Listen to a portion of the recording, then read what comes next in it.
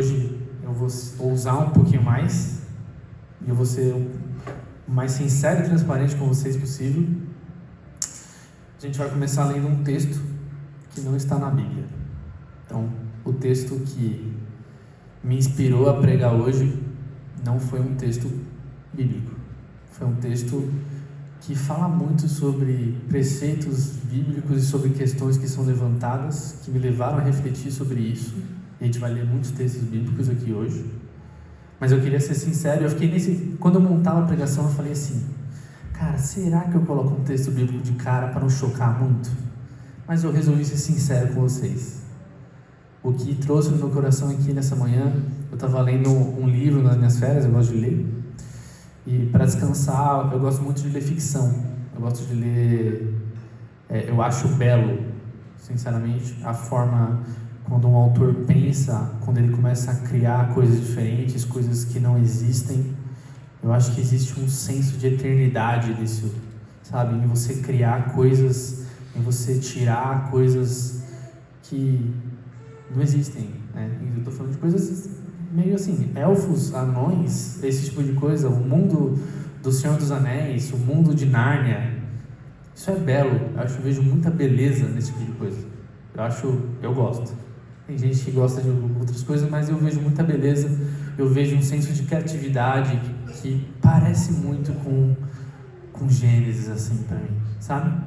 Então, eu estava lendo um livro de ficção durante as minhas férias, e uma frase me pegou muito, e eu fiquei durante alguns dias refletindo sobre ela. Vou pedir para cá colocar aqui.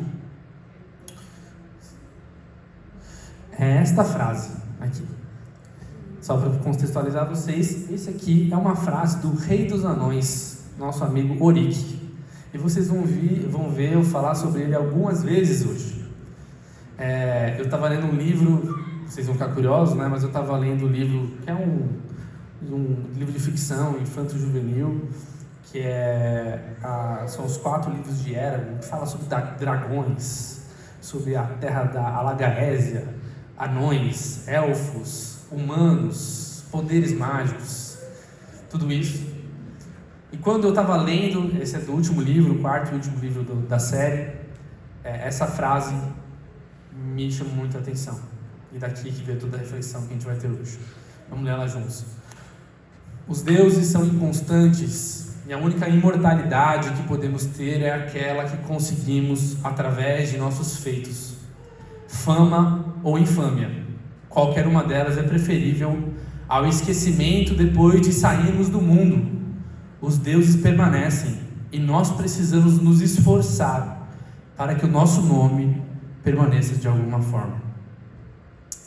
Se você é um cristão e você converteu, essa frase acabou de te acender muitos alertas. Muitos alertas acabaram de acender na sua mente. Talvez dentro da sua cabeça já tenha um anjinho cantando que ele cresça nesse momento agora, porque parece muito errado o que está acontecendo aqui. E é verdade, tem muitas coisas aqui que são contra o que o Evangelho fala. Mas, antes da gente explorar o que está errado, eu quero explorar uma coisa que está implícita aqui, que todos nós temos. Todos nós temos. Aqui, o nosso Rei dos Anões, ele estava indo para a guerra. Ele estava conversando com o protagonista. Ele fala, o pensamento dele é basicamente que os nossos feitos sejam grandes, porque nós vamos morrer. E os nossos nomes têm que perpetuar. Nós temos que ficar conhecidos. Porque os deuses podem ser inconstantes, porque eles são deuses. Obviamente não existem deuses, né? Mas a lei para ele existe. Mas os deuses são inconstantes, e nós não podemos ser inconstantes. Nós temos que ser constantes, nós temos que fazer as coisas bem feitas, seja pela fâmia ou pela infâmia. Ele até coloca aqui. Então a gente vai partir da nossa reflexão daqui. E o que eu quero começar aqui é que a gente tem uma estranha mania de negar as nossas emoções. A gente tem uma estranha mania de negar aquilo que a gente sente. E eu vou te dizer uma coisa, você sente isso aqui de alguma forma. Todos nós sentimos um desejo de aceitação de alguma forma. Todos nós queremos ser aceitos, amigos. Todos nós precisamos ser abraçados. Ele está direcionando o desejo de aceitação dele, talvez da forma errada, mas eu te afirmo, a raiz do sentimento desse rei dos anões é a mesma nossa. Você quer ser aceito, você quer receber amor. A gente tem que aceitar isso. Então, meu primeiro ponto aqui nessa pregação é que Deus colocou essa necessidade no ser humano. É como se existisse um vazio dentro de você que precisa ser preenchido. Ele precisa, eu quero colocar aqui Eclesiastes 3, 11, 12, que é, basicamente, vou ler aqui rapidinho, ele fez tudo belo a seu tempo, também pôs a eternidade no coração do homem, sem que este consiga compreender a obra que Deus fez do começo ao fim. Sei que não há nada melhor para o homem do que ser feliz e praticar o bem enquanto vive.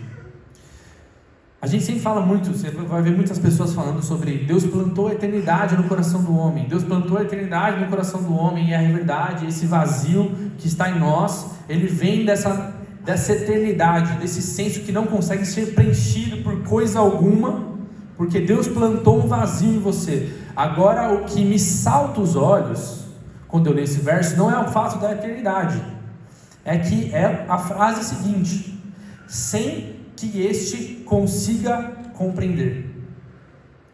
Deus não age conforme as suas compreensões. Deus não faz as coisas na sua vida segundo o que você compreende ou não. Nós temos que entender, irmãos, que Deus, quando nós falamos que Deus é onipotente, sabe o que isso quer dizer? É que o seu entendimento não limita quem Deus é. Então você não pode achar que por você não compreender alguma coisa, isso não é verdade. Eu vou dar um exemplo aqui. A própria Trindade vai além das nossas capacidades. Você vai ter que chegar e ser sincero em algum momento e falar assim: beleza, está escrito, eles são três, mas ele é um. Mas eu não consigo conceber isso, porque para a gente três não é um e um não é três, mas é o que a Escritura fala, e é assim que Deus se revela, um Deus único, que é Pai, Filho e Espírito Santo. Isso acontece porque a nossa mente não é o limite de Deus. Ele vai além, ele não olha para você e fala assim: bom, Gabriel, eu até queria poder fazer muitas coisas nesse mundo, mas como você não entende, então eu não vou fazer. Não funciona assim. Deus é infinito, irmãos. Então, o que isso tem a ver com a gente lidar com as nossas emoções? Tem a ver que você tem alguma coisa dentro de você, isso que eu acabei de ler, que você não consegue compreender. Tem um senso de eternidade que você não consegue compreender. E aí, eu queria entender que, assim, a gente tem que olhar para o Senhor e para nós como imagem. Nós somos imagem, na verdade, desse Senhor. Nós temos traços dele. E o que eu acho mais bonito, mais legal, é assim, eu também sou meio doido, né? Mas quando eu leio um livro, eu sempre fico pensando o que o autor estava pensando, sabe? O que o autor estava pensando quando ele escreveu isso aqui? Como que ele chegou? Nossa, o Tolkien criou 9 línguas. 9 línguas, irmão. O que estava na cabeça desse cara? Entendeu? Então, quando eu vejo um personagem sendo bem descrito, a beleza de uma boa descrição, de uma ambientação, Tolkien demora capítulos para descrever uma sala, entende? E aí eu fico pensando, cara, o que estava na cabeça desse cara? A nossa vida é isso. Nós temos isso, nós temos esse traço de eternidade em nós, é um traço eterno. Então Deus deixou um vazio assim, meio que para puxar você, sempre, para lembrar assim, tem uma coisa em você que não tem nada que você vai conseguir preencher. E isso, irmão, não é para quem é cristão, é para quem para quem é vivo. E as pessoas tentam preencher isso de N formas. E eu vou te adiantar, não vai adiantar. Não vai dar certo. Só aquele que é eterno pode preencher a falta de eternidade que há em nós. Então, quando a gente vê o nosso rei dos anões, né? Aqui, ó, a Cá colocou a imagem dele. Quando eu leio a descrição dele, eu sei um pouco mais sobre o autor. Eu sei um pouco mais de como ele pensa. Mas beleza. Esse rei dos anões, ele só poderia ser eterno se o seu nome fosse lembrado pelas batalhas que ele venceu. Se o seu nome fosse cantado nas grandes canções. Se a sua história fosse escrita pela sua tradição depois. Só assim ele nunca seria esquecido pela terra da Alagaese. Mas e nós? No funeral dele, ele seria honrado se todos cantassem, se os deuses dele descessem. Mas e nós? E o nosso funeral? O que é honra de verdade para nós? O que nós buscamos de honra? É daqui que a gente vai trazer a nossa reflexão hoje. Por isso que o nome da pregação, inclusive, é o funeral dos nossos heróis. É daqui que eu quero trazer. Então, eu quero pontuar algumas coisas. Eu quero começar falando o que não vai preencher esse senso de eternidade em você, antes de a gente falar o que vai. E a primeira coisa, e talvez o nosso maior erro que eu vejo, é apagar as suas afeições, fingir que elas não estão ali, apagar aquilo que você sente, não vai preencher a eternidade em você. Deus não te fez para isso. Deus não fez para você virar um robozinho que segue as regras e finge que não sente nada. Você é um ser humano cheio de afeições. E Deus te ama apesar das suas afeições erradas. Então, na nossa existência, nós não podemos negar que nós temos afeições caídas. Fato. A queda nos proporcionou afeições caídas. As nossas afeições, elas não sumiram. A queda não fez com que você virasse uma pessoa estática. Sabe? Pior do que a constância da maldade, irmãos, é a inconstância entre ser bom e ser mal. Obviamente nós não somos bons, eu não estou falando isso aqui. Mas o grande problema é que às vezes parece que a gente é. A gente faz parecer que a gente é. Então convive com alguém em casa. Convive com alguém em casa. Quer ver um casamento que é problemático? Um casamento problemático, que tem problema a gente senta e resolve. Agora um casamento que fica em altos e baixos, uma hora fica insustentável. Não funciona mais. Porque a gente fica sendo pego desprevenido. Você fica sendo pego desprevenido a todo momento, sabe? Então a gente tem que ter isso claro. Nós somos maus, nossas afeições são caídas. Beleza. Mas nós tentamos fingir que somos bons, o que torna a equação muito pior.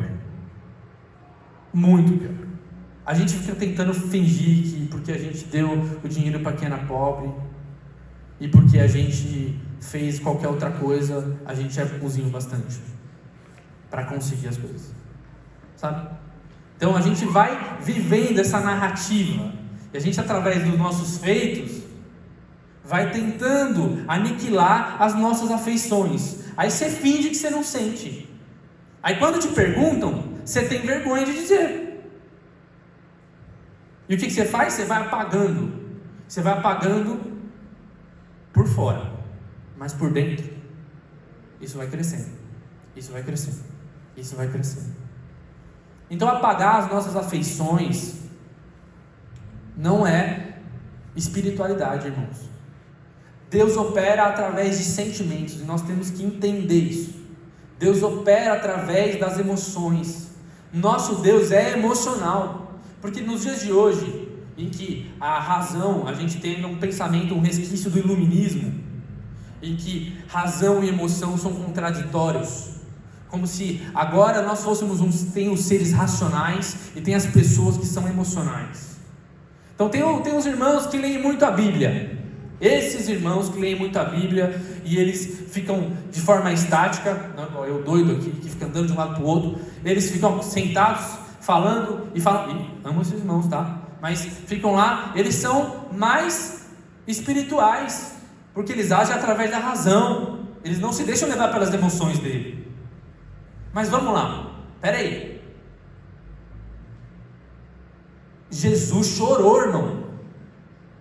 Jesus vê o amigo dele morto e chora.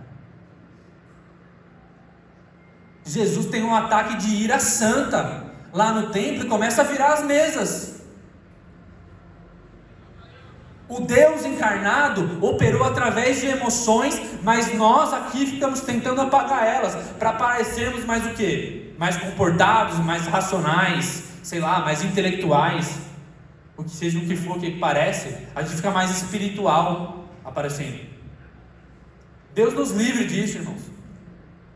Deus nos livre da gente olhar, eu até estava falando com o rei aqui agora, você vê o Asher ontem lá, um judeu messiânico de mais de 50, sei lá, 60 anos de idade, lá louvando a Jesus e dançando lá na frente. Isso deve ser inspiração para a gente, porque não está nem aí do que vão falar, do que vão achar, porque na nossa sociedade também, por outro lado, virou agora que o pastor espiritual é o que senta enquanto tem um louvor. É o que fica olhando o sermão enquanto a igreja canta.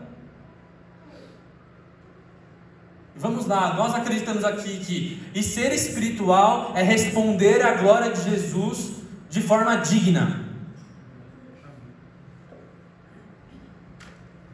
Só desabafa. Bom. Então, o pecado não gerou apagamento das emoções, ele gerou um corrompimento delas. E é aí que a gente vai ter que trabalhar, tá? Vamos olhar para Adão e Eva, por exemplo. Gênesis 3:10, não precisa colocar. Quando Adão e Eva caem, o fruto eles comem, qual é a primeira coisa que acontece? A primeira emoção que vem à tona: ouvir teus passos. Deus vai falar com ele, chama ele, Adão está escondido, toda aquela coisa, ele se vestindo, tal. E aí ele vai perguntar para Adão: não, por que você se escondeu, Adão? Por que você está escondido? E aí Adão responde: ouvi teus passos no jardim e fiquei com medo. Então nós temos a segunda informação importante: não é só Deus que conversa com a primeira, na verdade, que opera através das emoções. O pecado também. O pecado também opera através das emoções. Então nós temos aqui um problema. Nós temos aqui um problema que nós temos que lidar. A gente vai ter que separar dentro das nossas emoções o que é de Deus e o que é do pecado. A gente vai ter que começar a entender. Isso dá trabalho. Você vai ter que estar diligentemente diante do Senhor, levando as suas emoções diante da palavra dele, batendo o olho na Bíblia, batendo naquilo que está dentro de você e falando assim: isso aqui é de Deus ou isso é do pecado. Isso dá trabalho. Não vou mentir para vocês, mas vou te dizer, é recompensador. Quando um dia você acordar de manhã e você falar assim: aquilo que eu sentia que era pecaminoso não está mais em mim. Jesus arrancou de mim. O amor lança fora todo medo. É o que está escrito em 1 João. Jesus veio trabalhar nesse problema do medo. O medo corrompe as nossas emoções. Jesus veio trabalhar em cima do medo. As pessoas falam mal das outras porque elas têm medo, porque elas não têm confiança nelas mesmas. A gente começa a achar problema em tudo porque a gente tem medo. As nossas emoções foram contaminadas com medo. Mas eu creio que nessa manhã Jesus vai nos ajudar a vencer um pouco do medo. Amém? Então essa é a primeira coisa. A segunda coisa é não preencher com coisas momentâneas. Então, não apaguem as suas emoções. Segundo, não preencham o seu senso, a sua urgência da eternidade com coisas momentâneas. E aqui, a primeira coisa que eu falo quando você vê isso, eu não tenho dúvida nenhuma. Quando eu falo isso, a primeira coisa que vem na sua cabeça é dinheiro. Sei lá, poder. Mas a gente acaba preenchendo com outras coisas momentâneas. E às vezes coisas boas. E esse é o grande problema. Porque nós como cristãos, hoje, assim, eu espero que você, se você é um cristão, se você não é um cristão convertido, a gente troca uma ideia depois. Mas agora, o que eu queria falar é, beleza, dinheiro, poder, fama, seu ego, tudo isso, você vai tentar preencher esse vazio. Isso aí está meio claro, está errado. Você vai olhar e falar, está errado. Mas você pode preencher esse senso de eternidade com coisas boas. E é por isso que Deus colocou no primeiro mandamento de cara, amai o Senhor teu Deus acima de todas as coisas. Ele não falou, ama a Deus acima das coisas ruins do pecado. Olha que interessante. Deus não limitou e falou, ama a Deus acima do pecado. Ele falou, ama acima de tudo. E aqui está o nosso desafio. Aqui está o desafio. O desafio é eu não amar mais a Deus, eu amar mais a Deus do que a minha família. É eu amar mais a Deus do que os meus filhos. Amar mais a Deus do que a igreja, do que o serviço. É eu amar mais a Deus do que, seja qual for a menta, olha que complexo. Eu amar mais a Deus do que a sua mensagem. Você pode pegar a Bíblia, isso aqui eu posso ser muito cancelado por isso, tá? Mas você pode pegar a Bíblia e transformar ela num ídolo, se você usar ela de forma errada. Se ela não for a palavra de Deus, que aponta para o Senhor que você quer, ela pode virar um ídolo.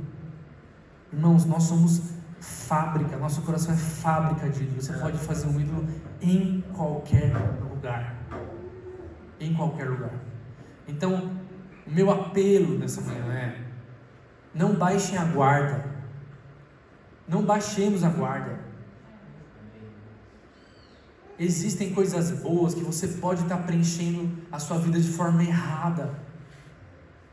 Você pode estar, não, Gá, mas é bíblico que eu tenho que cuidar da minha família, é bíblico que eu tenho que, sei lá, servir na igreja, é bíblico, é bíblico, mas é bíblico que você tem que amar a Deus acima de tudo isso.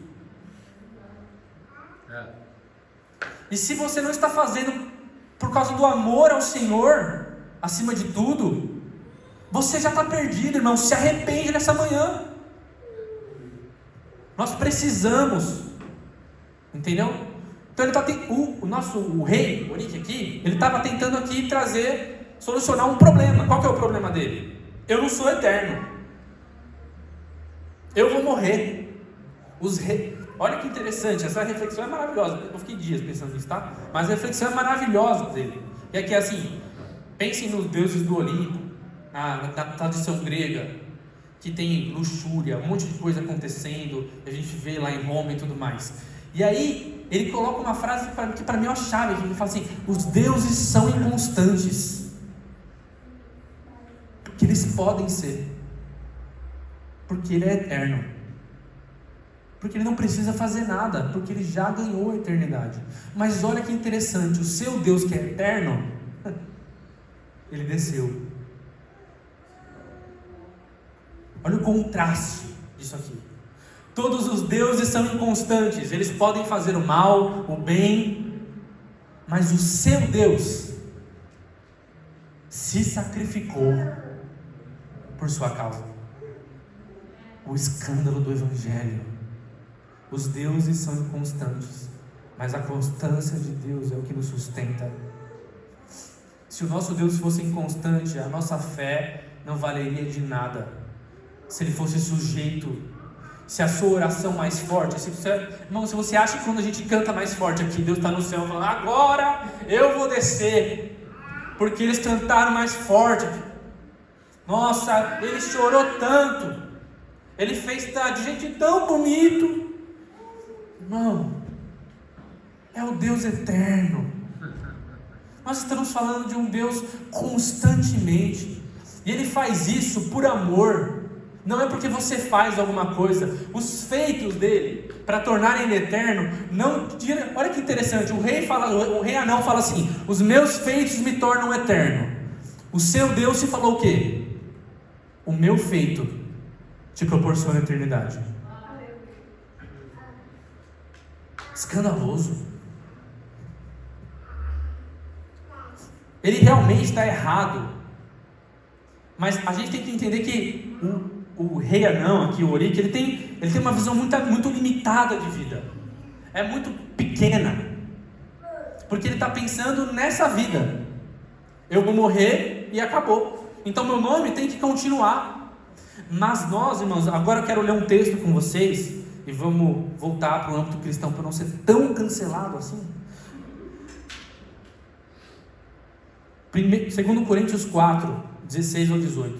Por isso não desanimamos. Pelo contrário, mesmo que o nosso ser exterior se desgaste, o nosso ser interior se renova dia a dia. Porque a nossa leve e momentânea tribulação produz para nós um eterno peso de glória, acima de toda a comparação, na medida em que não olhamos para as coisas que se veem, mas para as que não se veem. Porque as que se veem são temporais, mas as que não se veem são eternas. Aqui é a chave. Achamos a chave de Paulo. Ele olhava para as coisas eternas. Me mata. Fala mal de mim. Faz o que você quiser.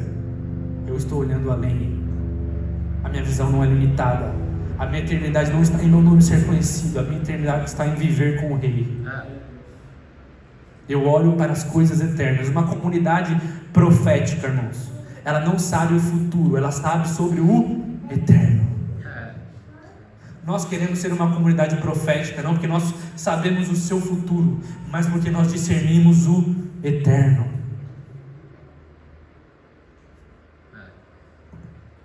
Uma pessoa profética não é a pessoa que profetiza e aquilo que ela profetizou se cumpre.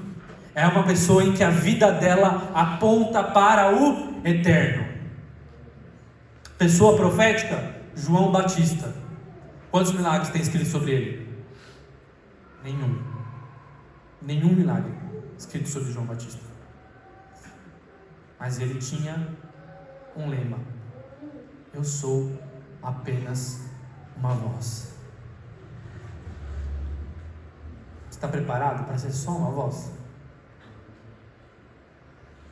Talvez a honra dos nossos funerais, ela não esteja nas coisas cantadas, nas canções que vão dizer sobre nós, nos escritos que vão falar. Nós estamos preparados para ser só uma voz, um eco. E eu sei que muita gente usa essa palavra eco de forma ruim, falando assim: não, isso daí é um eco. Isso aí fulaninho pregou o que o Beltraninho já prega há muito tempo. Isso aí está ecoando o fulano. Irmão, que Deus me livre de não ser um eco. Porque eu estou pregando aqui, obviamente hoje todos esses textos e toda essa dinâmica que eu estou fazendo aqui, mas a palavra tem que nos reger. Eu quero ser um eco. Eu quero ser um eco de Jeremias, Ezequiel.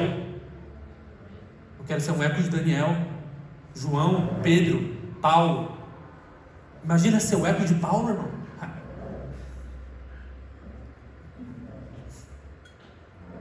Então o que a gente vai fazer com esse vazio?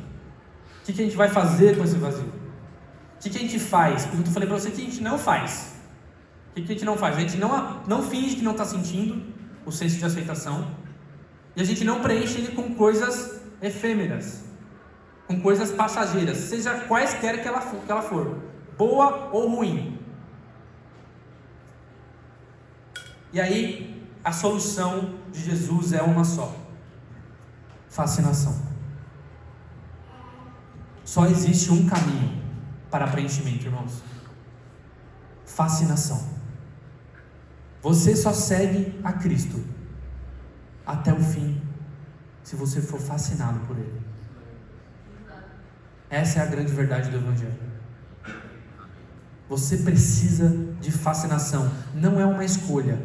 Não é uma escolha de tem um irmão que é muito radical e tem um irmão que é mais tranquilo. Eu vou te falar, tem um irmão que foi fascinado e tem um não irmão. Doa quem doer. Quem não foi fascinado por Cristo não viu sua beleza de verdade. Quem não viu sua beleza de verdade não consegue converter, porque não são os nossos feitos que nos convertem. Impossível você ver a Cristo e achar Ele mais ou menos. Obviamente, fascinação é um caminho. Eu estou falando que ele é um momento só. Por isso que nós cremos em batismos do Espírito Santo ao longo da trajetória. O Espírito vem e derrama e te revela a Cristo. Vem e derrama e te revela a Cristo. Por que os seres, o rei orou hoje, os seres viventes estão falando santo, santo, santo lá agora? Porque Jesus tem inúmeras facetas. E as pessoas perguntam assim, né? Nossa, vai ser chatão no céu. Ficar lá só santo, santo, santo, santo. Quem fala isso? Desconfie. Provavelmente essa pessoa não entendeu muita coisa. Vou te dizer por quê, irmão. Porque quem viu a Cristo sabe que a beleza dele é infinita. Nós vamos ter novas formas de revelação de beleza de Cristo pela eternidade. Você vai piscar os olhos e vai ter uma nova revelação preenchendo o seu coração. Pense no momento em que você mais sentiu a presença de Deus da sua vida, em que você caiu no chão, ou que você chorou, ou que você falou em línguas, em que você não se conteve porque o seu corpo não conseguiu se conter. É muito acima disso que eu estou falando aqui, de forma infinita, para sempre. Novas e novas revelações de Cristo. Irmão, se tem uma coisa que não vai ser o reino de Deus, é chato. E o meu tempo já está acabando. Eu quero ler com vocês Salmo, você não precisa colocar 2 versos, Salmo 112 e Salmo 16. Salmo 112, verso 1 diz: Aleluia, como é feliz o homem que teme o Senhor e tem grande prazer em seus mandamentos. Salmos 16, 11: Tu me farás conhecer a vereda da vida, a alegria plena da tua presença, eterno prazer à tua direita. Irmãos, Deus quer redimir os nossos sentimentos. Ele não quer apagar. Jesus não veio apagar os nossos sentimentos, Ele veio redimir. Ele veio direcionar eles para o lugar certo. É como se Ele dissesse assim: sabe esse senso de aceitação que você tem? Então, joga para mim. Confia em mim. Porque eu sou o único possível de te aceitar do jeito de verdade que você é. Eu conheço você de forma profunda, como ninguém me conhece. E eu te aceito da forma que você é. Só Ele pode cobrir isso em você. Ninguém mais. Ninguém mais. nem a pessoa mais próxima de você, nem o seu esposo ou a sua esposa, nem a aliança mais profunda que a gente tem, que é o casamento. Ninguém vai te aceitar de verdade igual Jesus te aceitou, irmão. Ninguém tem esse poder. Jesus está dizendo assim: esse senso, joga em mim, olha para mim, pega toda essa sua urgência que você tem de aceitação, que as coisas se encaixam, e olha para mim, porque eu vou moldar os seus sentimentos segundo aquilo que eu sou. E você poderia olhar e falar para mim assim: mas parece meio egoísta. Parece meio egoísta você dizer, porque imagina se fosse eu, né? Ia soar muito estranho para vocês. Se vocês falassem assim: o que você tem de bom para me dar? Aí eu falaria: eu tenho eu para te dar. Você acharia muito estranho. E seria realmente muito estranho, muito egoísta. Mas sabe por que com Deus isso é diferente? Porque Ele é o bem supremo. Não há nada melhor do que Ele. Então quando Ele sonda a terra, Ele fala: eu quero dar o melhor para você. O único ser em que é verdade que se dar é o melhor é o ser de Deus. Sempre que você pede: Senhor, me dá o melhor, me dá o melhor. Você pode imaginar Deus sondando o mundo todo, procurando o melhor no universo inteiro, e olhando para Cristo e falando: é o melhor que eu tenho para te dar. Esse é o melhor. É esse que vai te aceitar de verdade. É isso, irmãos. E assim você vai ser fascinado, a sua caminhada vai se tornar leve. Essa leve e momentânea tribulação, um cara preso. Leve e momentânea tribulação. Isso tudo passa. Mas eu estou de olho naquilo que é eterno. Naquele que é eterno. E por fim, eu quero dizer para você duas coisas. Você não consegue, irmão, cumprir a grande comissão se você não foi fascinado por Jesus. Pelo menos não de forma efetiva. E o que eu quero dizer com isso é que se você sente prazer no pecado ainda, evangelizar é uma grande hipocrisia. Estão comigo? Vocês estão entendendo o que eu estou falando? Se você olha o irmão pecando e fala assim: cara, é legal, eu queria, mas tem uma regrinha aqui na Bíblia, tem uma regra que fala que não pode fazer isso aí. Pô, tá fornicando lá, pô, tá tudo ali, tá fazendo não sei o que, pô, não faz isso, hein? Deus não gosta. Você é um grande hipócrita. O seu evangelismo nem é efetivo, porque você não acredita de verdade naquilo, você não tem prazer, porque você quer pecar no fundo ainda. Você não foi fascinado, você não foi convertido, essa é a verdade. Só que qual que é o problema? A gente trouxe um monte de gente para dentro dos nossos salões, para a estrutura da igreja, e falou assim: então, se você seguir a regra, você é convertido. Aí sabe o que você tem que fazer? Fazer os outros seguirem as regras. Aí a gente tem a bizarrice que acontece aí. Isso é o que gera a religiosidade. Isso é o que gera a religiosidade, irmãos. Eu vou te dizer: Deus nos livre da religiosidade. Nós não queremos aqui que você venha para cá, ouça as regras do que fazer, e regras são importantes, eu não estou jogando elas fora. Santificação faz parte do processo de Deus para você. Fato. Não estamos aqui com hipergraça. Deus não tem hipergraça. Mas, vamos lá. Não adianta você trazer uma pessoa, eu vou dar um exemplo aqui. Não adianta você trazer a mulher que foi prostituta durante 20 anos para dentro do salão e falar: então, mas antes de entrar no salão, troca a roupa. Pô, sério? Sério? Que a gente está preocupado com a parte de fora primeiro? Primeiro se veste aí, primeiro se adorna, finge que você é cristã, entra no nosso rito bonitinho, sabe? A gente nem explica para as pessoas por que elas estão levantando as mãos. Como que é? Você adorou a Jesus hoje? Hoje, enquanto a gente cantava aqui, você adorou porque você ouviu e você respondeu? Ou porque estava todo mundo cantando e você resolveu te cantar também? Porque é a mesma coisa. As pessoas chegam nos lugares e você vê o grupo de pessoas levantando as mãos. O grupo de pessoas que dança e canta, e tudo isso é bíblico, mandamento do Senhor, resposta de adoração, mas tem que ser visto no lugar certo. Você viu e respondeu, irmão. Não adianta a gente cobrar pessoas que não viram. Jesus não quer isso, Ele quer fascinar as pessoas. Nós estamos trazendo um câncer para dentro da igreja. Nós precisamos de pessoas fascinadas por Cristo, não pessoas que seguem as regras. Nós precisamos ir além do que essa mediocridade de cristianismo que a gente trouxe para a realidade dos dias atuais.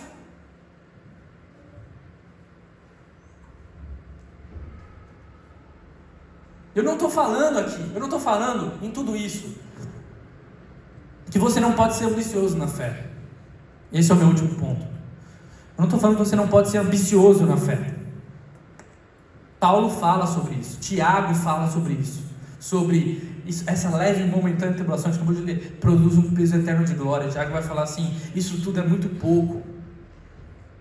Quando passardes por tribulação, fiquem muito felizes, porque ela produz um peso eterno de glória. Entende? Esse peso eterno de glória, eles estão olhando para quê? Eles estão olhando para o quê? Para o galardão. É isso mesmo. Eles estão olhando para o reino vindouro e falando assim, então lá no reino, Jesus, eu quero mais, eu quero estar mais próximo, eu quero ir além. É isso aí. Então a gente também tem que ponderar isso, para a gente também não achar que você desejar o galardão eterno é um pecado. Como se você tivesse que quase, eu vou fazendo as coisas e tudo mais. Não. Nós podemos e devemos nos mover pelo eterno. Porque o eterno tem um grande problema, tem uma grande solução, na verdade. Que é a glória de Jesus. A glória de Jesus equipara todas as coisas. Então, tem galardão? Tem galardão. Como que eu provo isso? Jesus falou, vocês 12 vão sentar do meu lado. Se tem gente que senta do lado, tem gente que senta longe. Mateus fala assim, quem ensinar errado vai ser o menor no reino dos céus. Se tem menor, tem maior.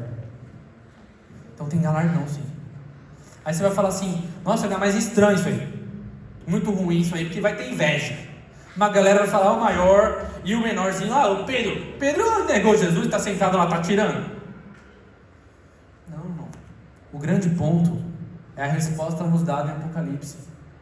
Diante da glória de Jesus, os reis jogam as suas coroas.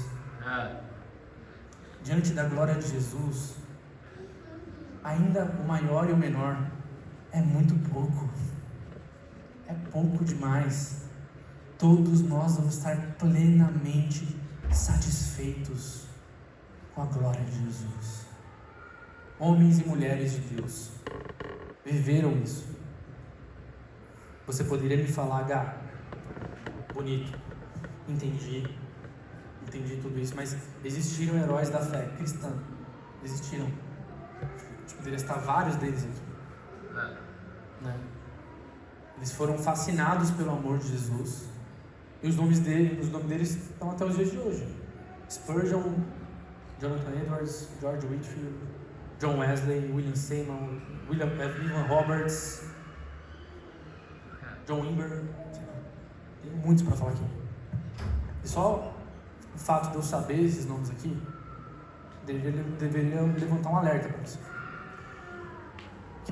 Depois de tudo que eu falei, você pode falar assim, está errado eles serem lembrados.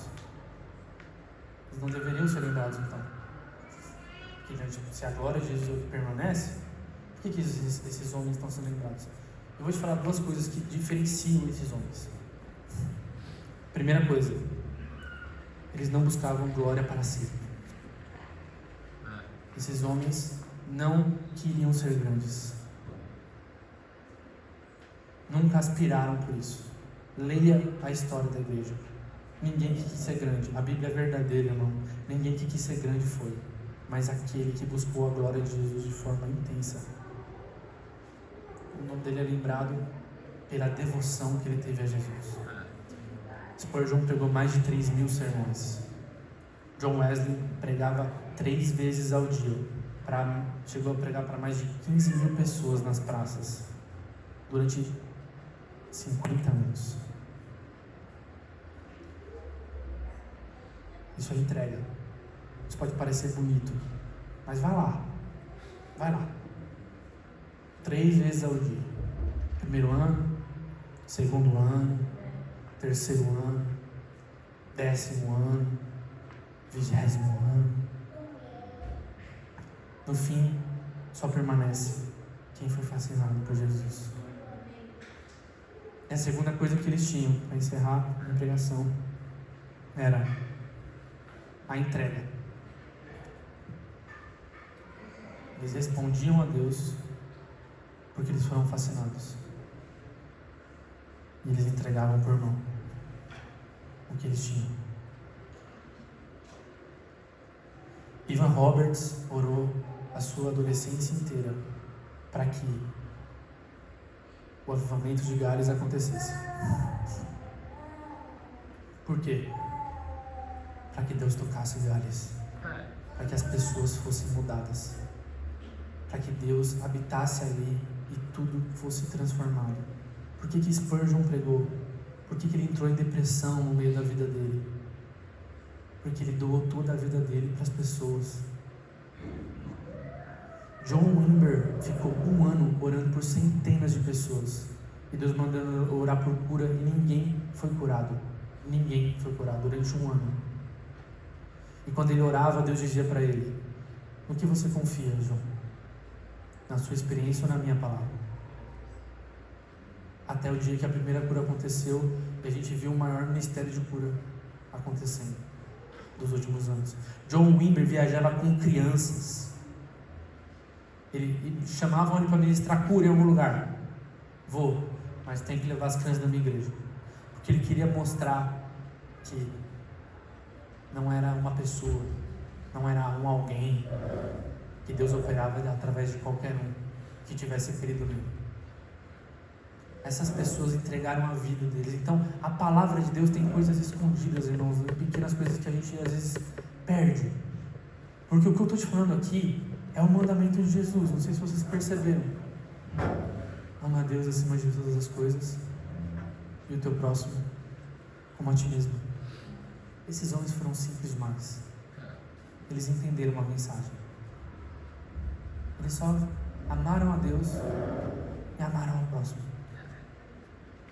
Simples. Não teve muito segredo, sabe?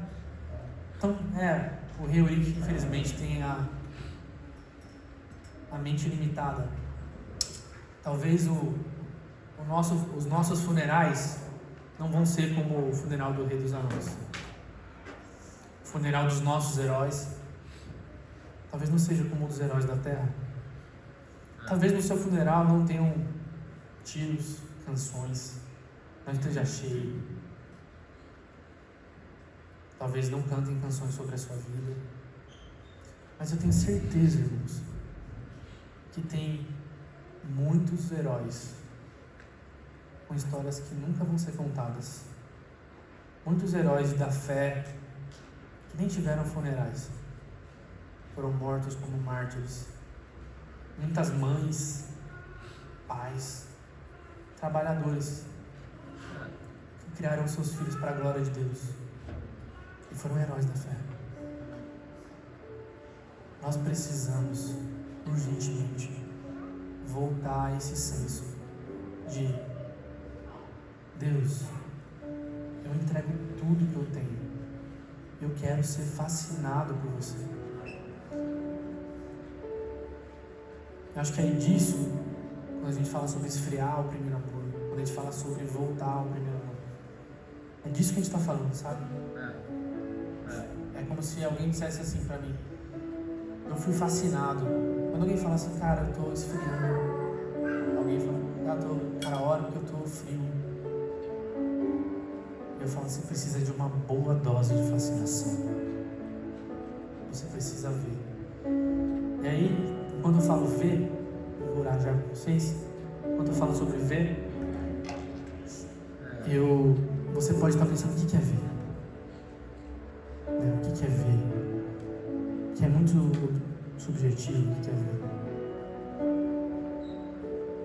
Ver talvez não seja você olhar a imagem de Jesus igual João olhou.